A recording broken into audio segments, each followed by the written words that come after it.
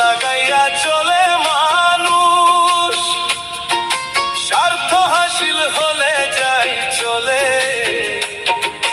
মানুষ কেন হয় অমানুষ স্বার্থের কারণে?